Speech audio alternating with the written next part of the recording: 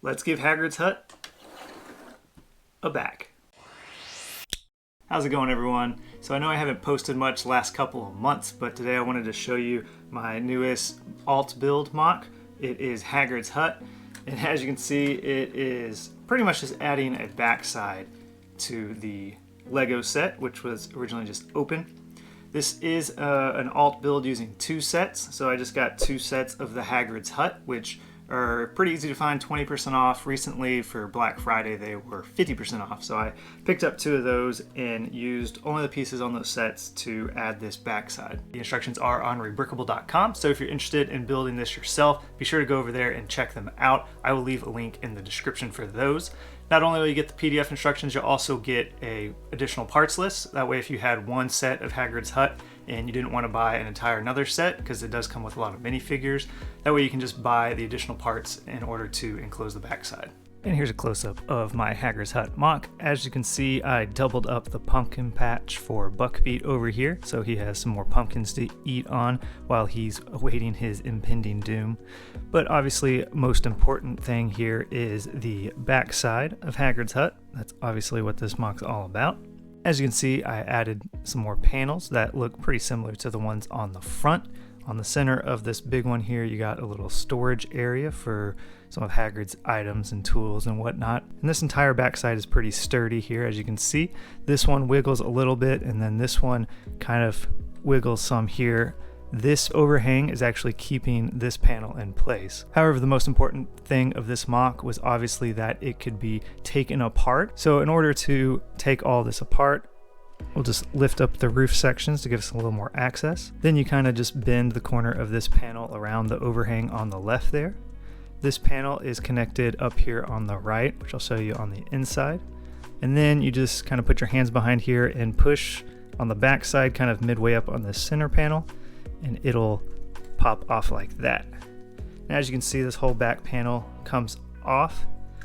These 2 studs on the right panel connected to this here, and then these Technic pins here just slide into there. And then the right side is similar, just put these roof panels up a little bit so you can get some access. On this one there is a little clip that kind of just is tucked on the underside of this door frame, so you can either move it down or just kind of push it around the door frame. You can see the edge of it right there. And then this left panel is similar to the one over here. You just unpop it off of the studs there. And similar to the other side, just put your hands behind here and push midway up on the back of the center panel, and it pops out that whole section, as you can see. See the Technic pins that just popped in right there. This 1x2 plate connects to this 1x2 clip plate from the spider web here. And this is that little black 1x1 clip that I was showing you. It kind of just tucks behind the door frame here. And of course the model still separates like it did originally. So as you can see, it comes off into its various sections really easy, and you can still get a good view of the inside. The inside of the smaller hut's pretty much the same. We have another chest here, which I just put some various kitchen supplies in, on top of this dresser, which serves as the connection point for that back panel. A couple studs on the front of that, kind of make it look like a dresser. And then you have this spider web up in the corner, which allows for that connection point to the left panel.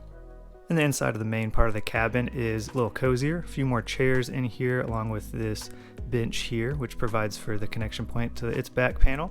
And then you have this shovel hanging on the wall up here, which allows for that connection point to the right panel. And putting it back together is just as easy as taking it apart.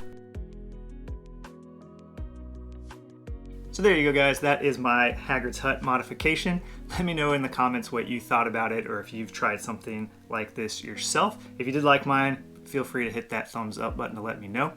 If you want to build this yourself, like I said, the instructions are on Rebrickable. Click that link in the description.